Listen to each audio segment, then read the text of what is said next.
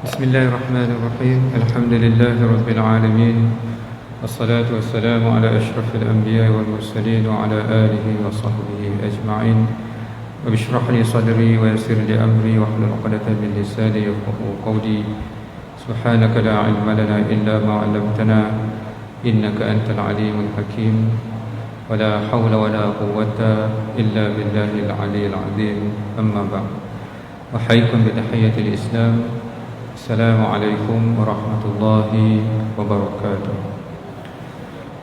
Alhamdulillah, syukur kita kepada Allah Subhanahu wa taala kerana dengan izin kurnia Allah masih lagi kita diberi kesempatan oleh Allah Subhanahu wa taala untuk terus memperbaiki amalan kita, memperbaiki iman dan takwa kita menuju kesempurnaan insya-Allah.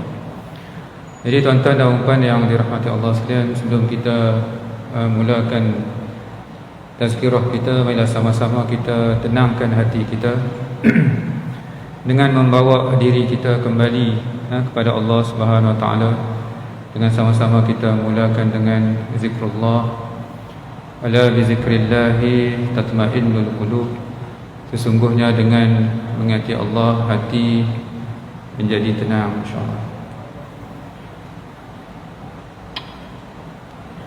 فسبحان من لا يقدر الخلق قدره، ومن هو فوق العرش فرد موحد، مليك على عرش السماء مهيمن، لعزته تعنو الوجوه وتسجد. فسبحان من لا يقدر الخلق قدره، ومن هو فوق العرش فرد موحد، مليك على عرش السماء مهيمن، لعزته تعنو الوجوه وتسجد. فسبحان من لا يقدر الخلق قدره، ومن هو فوق العرش فرد موحد، مليك على عرش السماء مهيمن، لعزته تعنو الوجوه وتسجد. حسبي ربي جل الله، ما في قلبي غير الله، نور محمد صلى الله. حسبي ربي ما في قلبي غير الله، نور محمد صلى الله. حسبي ربي غير الله، نور محمد صلى الله. حسبي ربي جل الله، ما في قلبي غير الله، نور محمد صلى الله. حسبي ربي جل الله، ما في قلبي غير الله، نور محمد صلى الله. ليس لها من دون الله كاشفا، ليس لها من دون كاشفا، ليس لها من دون الله كاشفا، ليس لها من دون شفاء، ليس لها من دون الله كاشفا، ليس لها من دون كاشفا، ليس لها من دون الله كاشفا، ليس لها من دون كاشفا.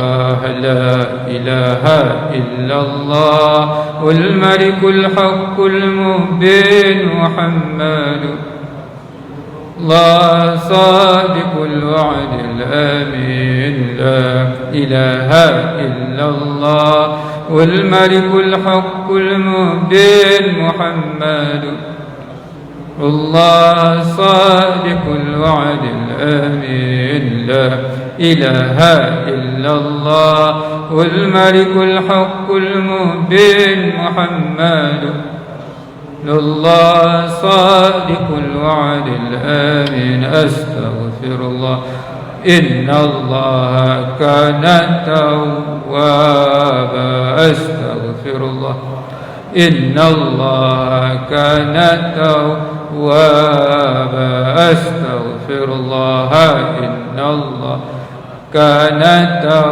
توابا أستغفر الله إن الله كان توابا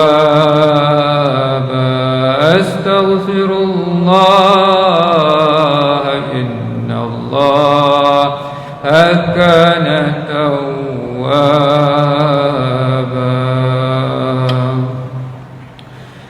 لا إله إلا الله لا إله إلا الله لا إله إلا الله محمد رسول الله يا ذا الجلال والإكرام يا ذا الجلال والإكرام يا ذا الجلال والإكرام أمتنا على دين الإسلام لا إله إلا الله لا إله إلا الله لا إله إلا الله محمد رسول الله يا ذا الجلال والإكرام يا ذا الجلال والإكرام يا ذا الجلال والإكرام أمتنا على دين الإسلام لا إله إلا الله لا إله إلا الله لا إله إلا الله محمد رسول الله يا ذا الجلال والإكرام يا ذا الجلال والإكرام يا ذا الجلال والإكرام أمتنا على دين الإسلام. Alhamdulillah. Tuan-tuan dan puan yang dirahmati Allah sekalian, insya-Allah kita sambung lagi dengan kitab bimbingan mukminin pada mencari redha Rabbul Alamin, iaitu karangan Hujjatul Islam Imam Al-Ghazali rahimahullah. Kita masih membicarakan tentang sebab-sebab seseorang itu terjatuh ke dalam ghibah, mengumpat. Kenapa seseorang itu boleh ataupun mendorong seseorang itu melakukan ghibah? Punca dan faktor yang utama adalah kerana marah. Bila marah, maka tanpa disedari lidahnya akan menyebut segala yang bukan-bukan. Dia keluar habis. Kadang-kadang sebelum ni dia tahan, dia simpan. Sekali dia lepas, tuan-tuan sekalian, habis peluru semua keluar. Lepas tu bila orang tegur, jaga, nanti cakap, mengumpat apa semua, keluar sesuatu yang tak sepatutnya keluar. Peduli apa, janji puas,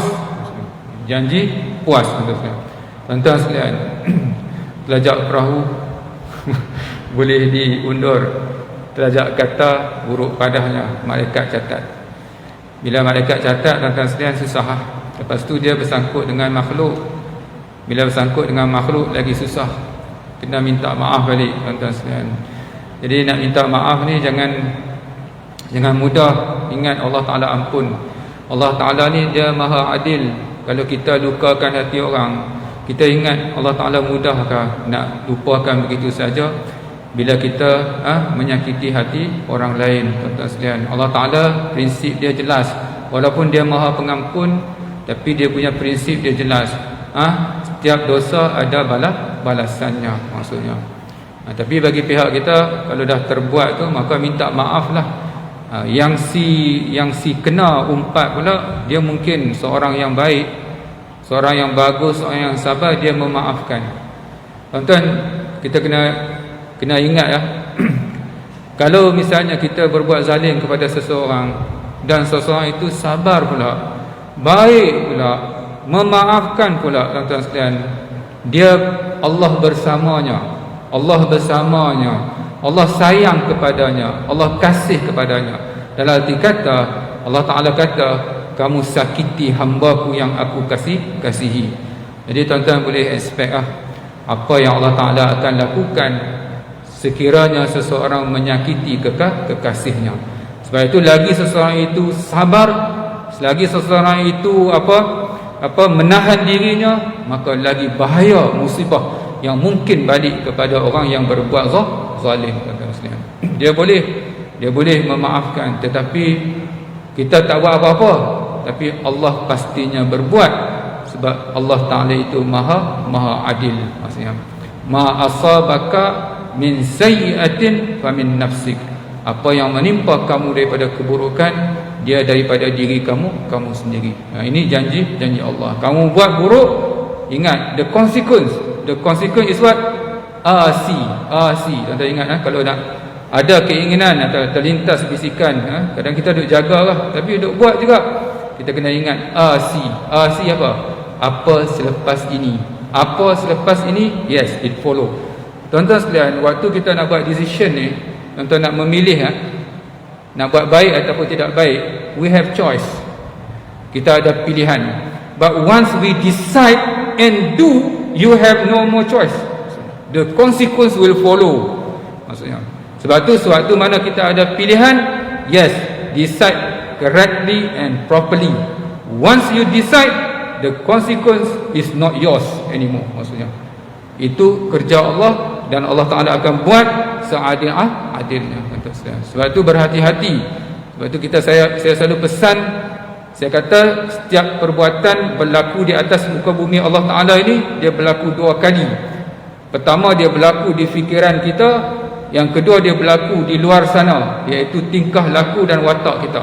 Sebelum kita berbuat, pastikan semua diteliti dulu di sini, di fikiran kita. Tengok dulu apa konsekuens dia, apa negatif dia, apa pro and cons dia, konsekuens dia. Selesai kat sini, baru terjemahkan dalam bentuk tingkah laku. Ibarat orang kata macam tukang jahit. Tukang jahit sebelum dia potong kain, make sure all the measurement exact. Maksudnya tepat.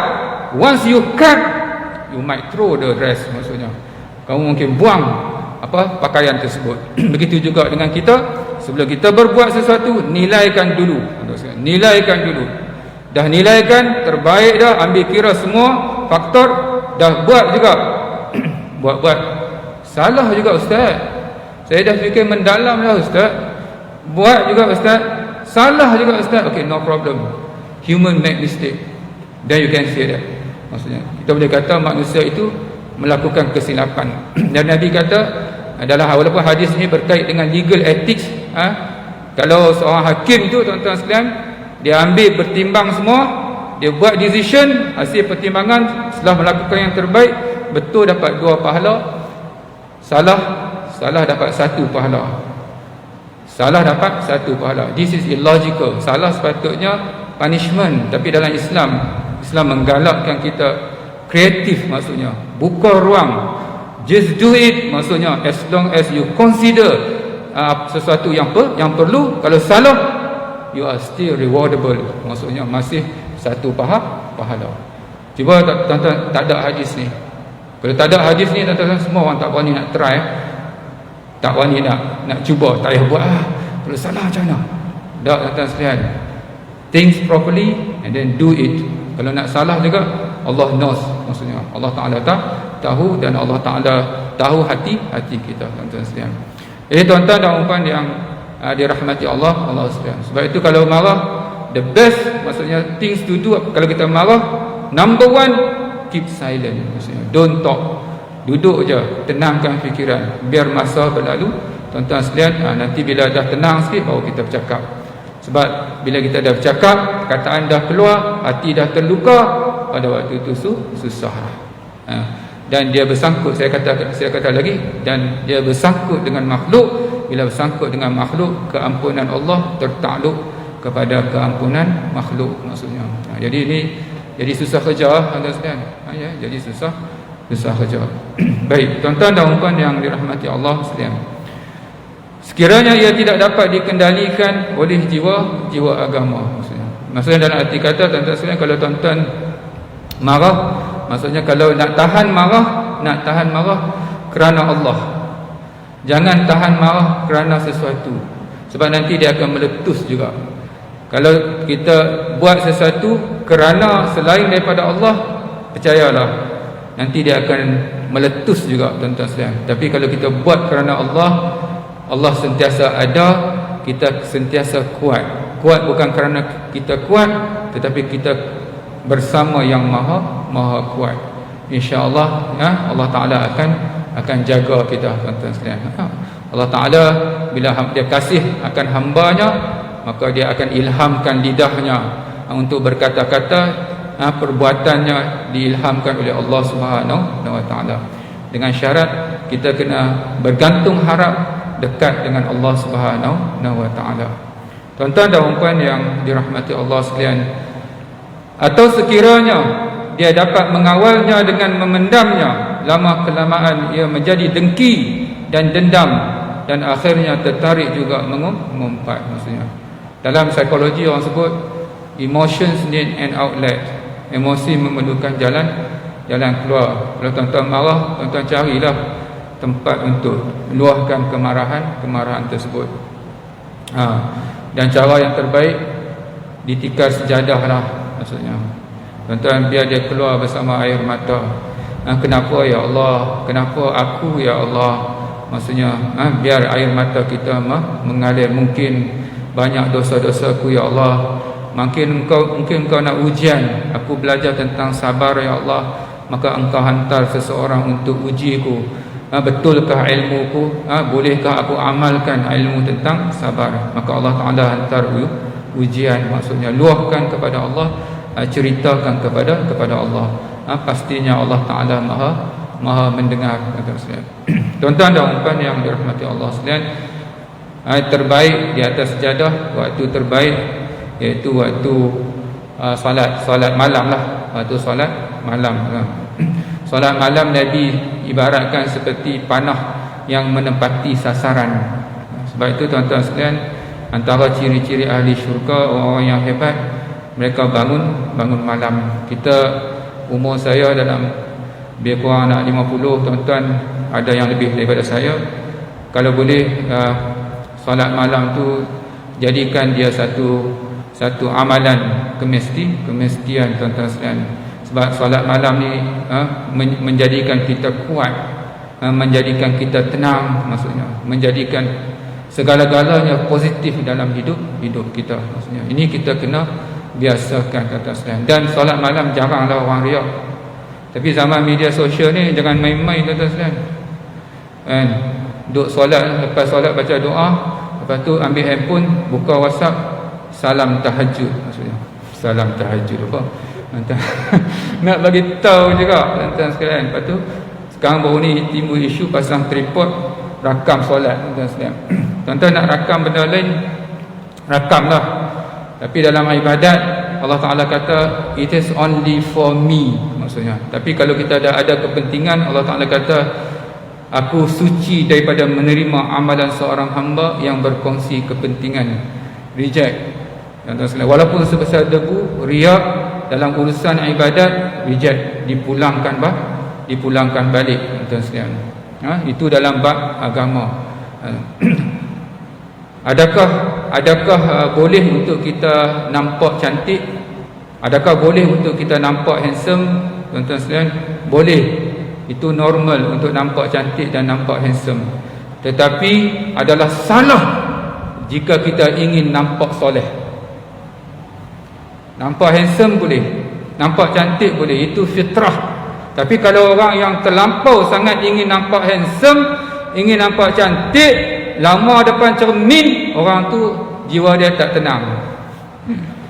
Kalau tuan-tuan cek isteri kan, awak lama sangat depan cermin ni. Itu antara ciri-ciri yang isteri tidak tenang. Minta maaf, ada. Sebab kenapa lama sangat? Sebab dia perbetulkan dia punya mask, wrapping dan topping, tuan-tuan sekalian. Supaya bila dia keluar, supaya nampak cantik. Tapi persoalannya, tuan-tuan sekalian, cantiknya untuk siapa? Untuk suami lah, ustaz. Tetapi di rumah tidak cantik. Suami di rumah kan, baru nak keluar baru cantik. Persoalannya, suami siapa maksudnya? Kalau boleh jawab tu okey ya. Maksudnya. Kan sebab di rumah tak pakai apa pun kan. Kan. Bila nak keluar baru cantik. Jadi untuk suami siapa maksudnya? Bukan tak boleh, boleh tuan-tuan sekalian. Sebab Allah Taala cantik, Allah Taala jamil, Allah Taala suka benda yang cantik. Tapi kalau lama, kalau kita sibuk dengan topping, dengan emas, masa jiwa kita tidak tenang. Sebab kita mencari perhatian manusia. Tuan-tuan, kalau nak tengok ni karakter orang yang tak tenang. Ni karakter orang yang tak tenang. Tuan-tuan cek muhasabah. Tuan-tuan ada tak karakter ni? Ayat dia selalu macam ni. Ayat dia passive voice. Saya ingin di tempat kosong makhluk. Saya ingin di tempat kosong makhluk. Saya ingin dihormati makhluk. Saya ingin disukai makhluk. Saya ingin dipandang makhluk. Orang macam ni tuan-tuan sekalian, jiwa dia takkan tenang. Sebab apa? Sebab dia mencari perhatian makhluk. Selama mana kita hidup kita mencari perhatian makhluk, kita terdedah kepada gelisah, tak tenang dan mungkin terluka. Sebab apa? Tentang kajian menunjukkan bila kita post sesuatu dalam media sosial, ada daripada 100% yang tengok kita punya post tu, 70% tuan-tuan sekalian, I don't care. 70% yang kita punya post lalu kat wall dia orang, I don't care. 25% kalau tuan-tuan post nikmat romantik apa semua bagus, nikmat semua, travel sana sini, 25% bengkak. Alah, dia ingat dia seorang suami yang romantik. Alah, ingat bini dia seorang Alah, ingat dia seorang makan musang king. 25% bengkak. Tinggal lagi 5% ni ni lah, barakallah, moga-moga Allah. Kadang-kadang mulut ya, hati mungkin tak juga. Jadi tuan-tuan sekalian, kita mendedahkan kepada risiko yang sangat bahaya tuan-tuan sekalian. Sebab 25% ni yang ada hasad dalam diri dia ni, dia mungkin boleh menyebabkan penyakit yang nama sebagai penyakit ain. Penyakit ain tuan-tuan sekalian. Kalau seseorang itu tengok sesuatu dengan hasad dengki, dia boleh menyebabkan penyakit ain. Ini bahaya sekarang ni tuan-tuan sekalian, banyak. Seorang sahabat tuan-tuan sekalian, seorang sahabat radhiyallahu anhu, dia mandi dengan seorang kawan dia. Sahabat laki-laki tuan-tuan sekalian, tutup aurat dan berkemban, buka baju mandi. Suami dia, sahabat dia tegur, "Ya, cantiknya kulit kau." Dia tegur tu tuan-tuan sekalian. Apa berlaku? Lepas tu sahabat dia balik jatuh sakit. Tuan-tuan sekalian, pergi berubat sana tak sembuh, berubat sini tak sembuh, dibawa jumpa Rasulullah Ta'ala sebut, al-ainu haqqun, penyakit ain itu benar.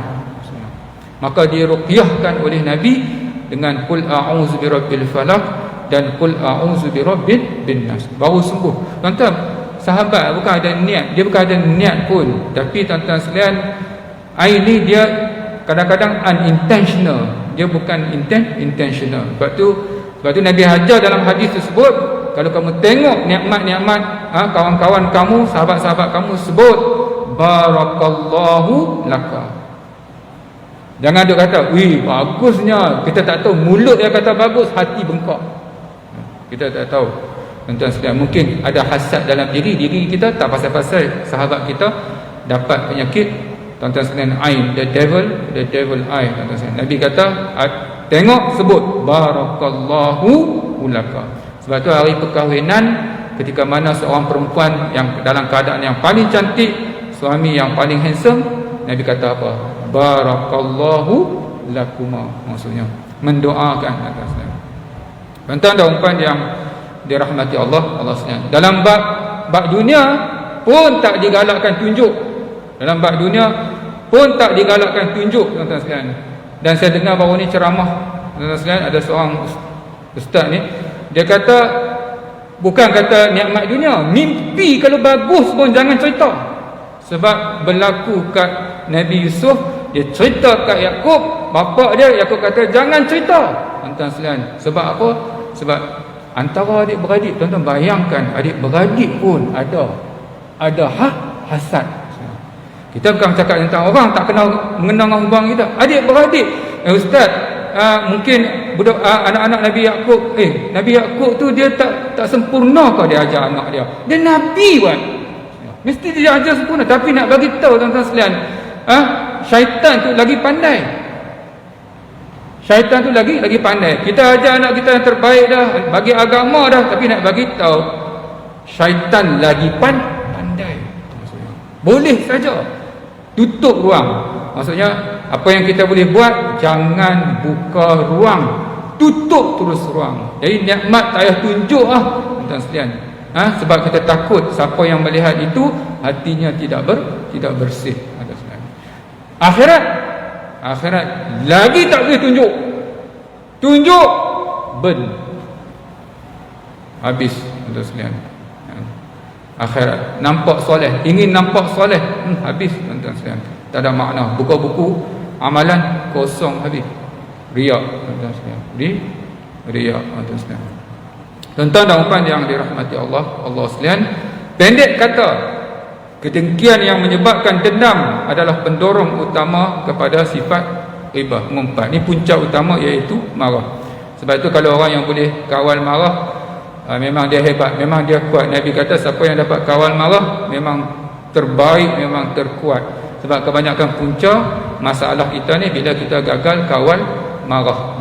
Cemburu kadang-kadang punca dia marah juga, dendam marah juga, tuan-tuan sekalian. Banyak yang puncanya daripada marah. Kalau boleh kawal marah, alhamdulillah, tuan-tuan sekalian. Ujian ni, lagi kita nak kawal, lagi Allah Ta'ala uji kita.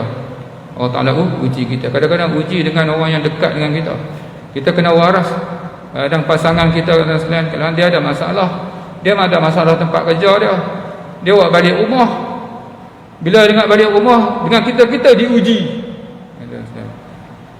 Dengan kita diuji. Tapi kita dah mengaji, tuan-tuan sekalian, bab sabar dan sebagainya.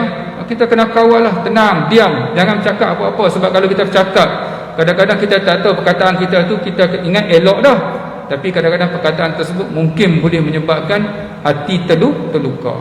Jadi kita diam saja, diam lebih baik, ataupun tahan telinga untuk kita dengar. Sebab kadang-kadang pasangan kita ni, dia nak cari tempat untuk kita luahkan saja. Orang perempuan biasa macam tu, dia kalau ada masalah dia nak luahkan, kita tahan je telinga tu, tu pun sudah banyak membantu dah, maksudnya. Tuan-tuan dan puan yang dirahmati Allah sekalian, kedua, menurut kemahuan rakan dengan membantu mereka memperkatakan perihal orang lain seringkali berlaku ketika berlucu ataupun bersenda gurau. Ini punca ngumpat yang kedua, ketika mana kita duduk sembang dengan kawan-kawan, tuan-tuan sekalian. Iblis ni dia tak suruh kita buat benda haram kan. Dia kau pergi mengumpat, mana ada iblis style tu. Iblis dia punya diplomasi dia tinggi, dia suruh buat benda harus. Lepas kuliah Ustaz Latif ni, Pak Aisyah ni ada masa, ada apa, jom kita sembang-sembang kan.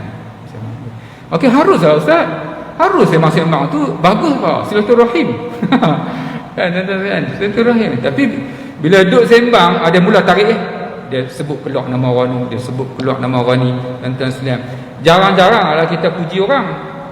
Mana best puji orang, puji diri ya best kan. Lalu bila nama orang naik, kritik kutuk tuan-tuan sekalian. Lepas tu pakai gelak. Gelak Kenapa kita gelak? Bila kita sebut nama orang agak-agak tuan-tuan sekalian, kita gelak. Kenapa? Mesti buruk, mesti lucu. Kalau dia dengar macam mana? Dia tak suka jadi ngumpat. Itu sebab tu jaga. Kawan ni tuan-tuan sekalian, kawan ni cari kawan tuan-tuan sekalian, cari kawan yang bukan suka puji. Kita mudah sangat nak dapat kawan yang suka puji. Cari kawan yang suka memperbetulkan kalau kita silap. Tuan-tuan. Tapi tuan-tuan sekalian, susah nak dapat. Kenapa susah dapat? Sebab memang dia tak tegaknya. Kalau dia tegur, kita pula sakit hati. Kan? Sebab itu kawan tak tegur. Jangan salahkan orang. Kenapa kawan kita tak tegur? Sebab siapa tak suka? Semua orang tak suka ditegur lah. Tapi saya kamu kawan saya, maksudnya saya nak kalau saya silap tolong tegur. Maksudnya cakap kat kawan tu, ni masalah komunikasi. Mulai hari ni kamu teman saya, kalau saya salah tolong tegur. Tuan-tuan sekalian, lepas tu kita buat salah kan, dia tak tegur. Tuan-tuan sekalian, tuan-tuan jaga dengan kawan yang macam ni. Kawan yang bila kita buat salah, dia tak tegur, satu hari nanti dia mungkin jadi musuh kita. Dia pegang semua aib kita, dia pegang semua rahsia kita. Kau jangan cakap banyak semua dalam pen drive. dia simpan semua. Tuan-tuan sekalian, sebab tu jaga kawan yang betul. Bila kita buat baik, dia galakkan. Kalau kita buat salah, dia tegur kan? Dia tak peduli kecil hati ke sakit hati. That's my responsibility as a friend. I have to tell you. Kau tak nak kawan aku, sudah. Kita berkawan kerana Allah. Maksudnya kalau seseorang nak memilih lain daripada Allah, jauh daripada Allah, pada waktu itu we have to decide. Maksudnya we have to say goodbye. Goodbye. Susah kan sekalian nak kawan lama ustaz, daripada sekolah rendah satu kampung ustaz, jadi terpaksa lah ustaz, tahan lah ustaz. Nanti masuk neraka ustaz sekalian, masuk dalam kubur, nanti masuk dalam kubur tak boleh tahan ustaz. Kat dunia boleh tahan lah. Macam mana nak buat ustaz? Ajak dia pergi kedai mamak. Buat kawan, kita jumpa kedai mamak. Pasal apa ni? Datang kan, belanja makan semua. Lepas belanja makan semua, saya nak bagi sesuatu apa dia? Sesuatu apa? Buat pelik pasal apa? I want to give a gift of goodbye. Saya nak memberi ucapan selamat tinggal. Lakum dinukum waliyadin. You bring your own way, I will bring my own way. Kerana Allah. Tuan-tuan tahu tak apa berlaku? Kawan yang negatif ni, dia drag kita. Dia tak boleh kita jadi maju dan hebat. Dia drag kita, nak cemerlang, dia tarik turun. Kita nak terbang tinggi, dia tarik turun. Bila tuan-tuan lepaskan diri daripada kawan yang negatif ni, tuan-tuan baru perasan bahawasanya kita ada a strong winds that can fly high. Kata-kata motivasi saya ambil dia buku kan. Bila lepas ya kawan yang negatif ni, yang jadi beban kat kita ni, baru kita sedar kita ada sayap yang kuat yang boleh menyebabkan kita terbang begitu tinggi dan hebat. Sebab sebelum ni berat beban. Sebab itu tuan-tuan sekalian, berkawan kerana Allah maksudnya. Tapi kalau dah nampak macam tak ada jalan dah tuan-tuan sekalian, orang tanya, ustaz, ni namanya putus silaturahim ustaz? Ni namanya putus silaturahim ustaz? Saya tanya, silaturahim tu makna apa? Silaturahim tu hubungan kasih sayang. Kalau kita berkasih sayang, tiba-tiba kita putuskan dengan sebab selfish kita, yes, you cut, maksudnya itu silaturahim, itu Tuhan marah. Tapi kalau kita berkawan dan kawan itu memudaratkan, itu bukan silaturahim, itu silatul jahim. Maksudnya kan, dia membawa kita menjadi lebih teruk, menderhakai Allah, menyebabkan kemurkaan Allah. Memang hukum dia tuan-tuan sekalian, iaitu kita boleh setelah kita buat yang terbaik lah, bukan saya galakkan tuan-tuan putuskan hubungan, tak, maksudnya tuan-tuan buat yang terbaik. Tapi kalau nampak susah sangat, nampak macam kita pula yang ditarik, bukan kita yang menarik, tuan-tuan sekalian, maka pada ketika itu kita kena buat keputusan dan minta pertolongan daripada Allah Subhanahu wa taala. Tuan-tuan dan puan yang dirahmati Allah sekalian, kenapa kita selalu bersama ataupun memenangkan ataupun ikut perangai kawan kita? Sebab kita takut dipinggirkan. Isolation, tuan-tuan sekalian. Isolation, takut dipinggirkan. Ni penyakit kita sekarang ni, tuan-tuan sekalian. Penyakit kita sekarang ni iaitu kita mencari perhatian manusia. Sebab apa? Sebab kita takut dipinggirkan, tuan-tuan sekalian. Ni penyakit besar ya, tuan-tuan sekalian. Penyakit, kalau tuan-tuan tengok dia panggil apa, kadang-kadang kan dia jaga sungguh, maksudnya hubungan dengan makhluk, walaupun terpaksa membebankan diri dia, sebab dia takut dipinggirkan. Kalau orang yang ada masalah macam ni, tuan-tuan sekalian, kita kena ingat, maksudnya memang dalam mental kita, semua orang nak berkawan. Kita tak boleh hidup berseorangan, tuan-tuan sekalian. Itu yang ditanam dalam fikiran kita. Maksudnya kita ada keluarga, kita tidak boleh dibuang keluarga. Kita ada masyarakat, kita tidak boleh dibuang masyarakat. Itu yang ditanam. Tapi tuan-tuan sekalian, kalau seseorang itu buruk misalnya, jadi kita terpaksa pisahkan hubungan kita, maksudnya dipinggirkan, pisahkan dengan diri kita. Sekarang ni tuan-tuan sekalian, banyak ada orang yang buat keputusan. Sebab apa? Kalau dia berkawan boleh membawa keburukan, akhirnya dia pisahkan daripada kawan dia. Sekarang ni dah terbukti banyak dah, maksudnya dia berjaya ataupun hidupnya jadi normal, maksudnya. Sebab tu kadang-kadang kita ni tak boleh, kamu mesti ada attachment, kamu mesti attach dengan seseorang, dengan grup, dengan apa, tuan-tuan. Tak, kalau benda tu membawa kebaikan, yes. Tapi kalau dia tak membawa kebaikan, tuan-tuan sekalian, kita kena pisahkan diri kita, maksudnya. Sebab apa? Sebab keutamaan kita adalah mencari keredaan Allah, maksudnya. Dan menganggap sebagai usaha menjaga hubungan baik, walaupun tahu berdosa. Ni kata menjaga hati kawan pada waktu yang sama, quote and quote, saya jangan ambil secara bulat, saya kata sanggup menjaga hati kawan walaupun terpaksa melukai Allah, maksudnya. Ini sangat bahaya, tuan-tuan sekalian. Maksudnya kawan dah ambil tempat Tuhan, syirik. Dalam hati kita ni, tuan-tuan sekalian, sepatutnya Allah number one. Tapi ada orang tempat Allah, kawan dia ambil. Tempat Allah dalam hati dia, kawan ambil, kawan number one. Ada orang isteri ambil, isteri number one. Ada orang suami ambil, suami number one. Allah Ta'ala kata, baik, I will test you with that. Apa-apa yang ambil tempat Allah di hati kita, Allah Ta'ala akan uji kita dengan perkara-perkara tersebut. Akhirnya kita akan penat, akhirnya kita akan gelisah. Tuan-tuan dan puan yang dirahmati Allah sekalian,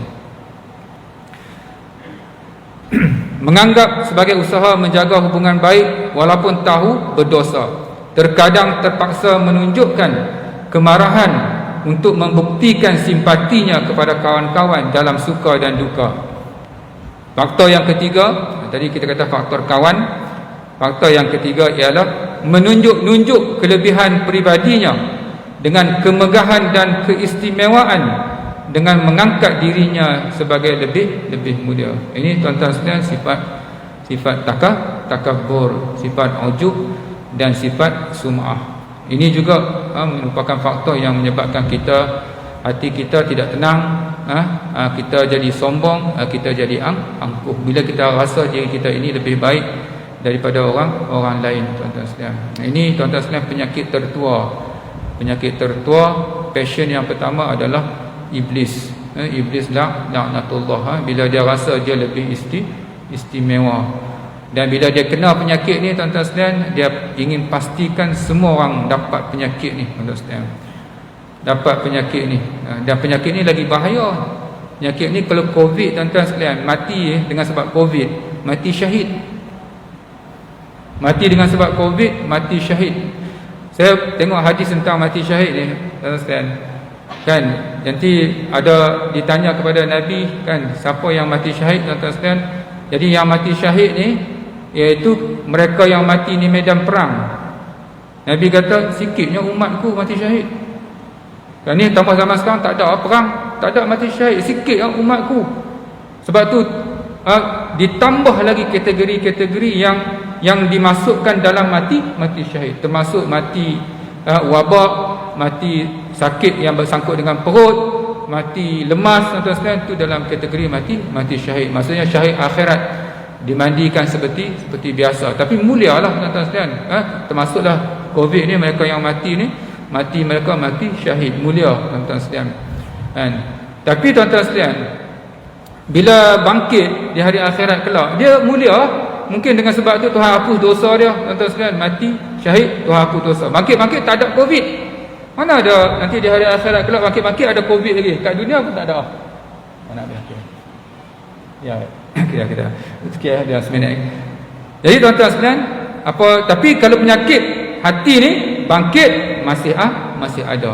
Penyakit takbur masih ada, dan rawatannya selepas mati adalah bakaran api neraka. Tuan-tuan dan puan yang dirahmati Allah sekalian, moga apa yang kita bincangkan, kita sampaikan menjadi ilmu, dan tidak ada gunanya ilmu melainkan untuk kita amalkan. Jadi kita tangguhkan majlis kita dengan tasbih kafarah dan suratul As. Subhanakallahumma wa bihamdik, asyhadu an la ilaha illa anta, astaghfiruka wa atubu ilaik. Bismillahirrahmanirrahim. Wal 'asri innal insana lafi khusr illa alladhina amanu wa 'amilus solihat wa tawasaw bil haqqi wa tawasaw bis sabr.